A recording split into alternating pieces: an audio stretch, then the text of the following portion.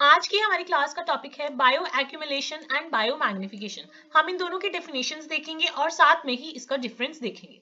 सबसे पहले bio accumulation एक प्रोसेस है जिसमें जो केमिकल्स हैं वो बिल्डअप होते हैं इन द लिविंग ऑर्गेनिजम्स।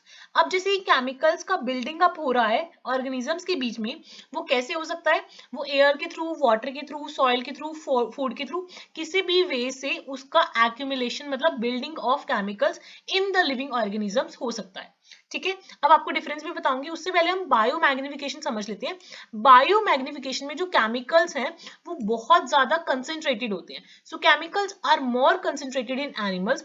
उसकी वजह से क्या होता है कि जो केमिकल्स हैं वो फूड चेन के ऊपर मूव करना स्टार्ट हो जाते हैं। मतलब ऐसे नहीं कि वो सिर्फ अपनी स्पीशीज में उन चीजों को रखेंगे, रेदर वो सब चीजें फूड चेन में भी मूव अप हो जाती हैं।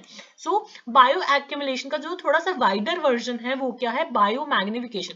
क्योंकि जो बायो एक्यूमुलेशन है इसमें तो उसी स्पीशीज के अंदर वो चीजें सीमित है, फूड चेन में आगे वो चीजें मूव अप नहीं हो रही हैं। बट बायो मैग्निफिकेशन में क्या है? They move up the food chain, जिसकी वजह से हेल्थ भी हार्म होती है, ह्यूमन हेल्थ, एनिमल की हेल्थ, या जो भी वो फूड चेन का पार्ट है उन सब में वो चेंजेस आते हैं और उनमें काफी सारी प्रॉब्लम्स हो सकती हैं, जैसे कि बर्थ डिफेक्ट्स हो गए, कैंसर की प्रॉब्लम्स होगी, या फर्टिलिटी रिड्यूस हो गई, न्यूरोलॉजिकल डिसऑर्डर्स हो गए, वो सब चीजें हो जाती हैं। फॉर एग्जाम्पल वाटर के थ्रू एल्गे इफेक्ट हुआ, एल्गे के कारण क्या हुआ? जो एल्गे खाने वाले इंसेक्ट्स थे वो सारे इफेक्ट हुए।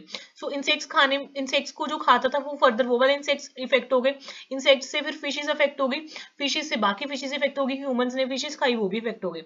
ऐसे इसके एग्जाम्पल है मर्करी कंसेंट्रेशन। एक बार मर्करी कंसेंट्रेशन की वजह से ये सारी चीजें up the food chain move हो गई थी, जिसकी वजह से सबको बहुत दिक्कतें आई थी। तो मेन बात क्या है कि जो बायो एक्यूमुलेशन है उसमें विद टाइम चीजें बढ़ जाती हैं और कंटेमिनेशन लेवल बढ़ जाता है। बट जो बायो मैग्निफिकेशन है उसमें फूड चेन में चेंजेस आने शुरू हो जाते हैं। So this was about bio accumulation and bio magnification.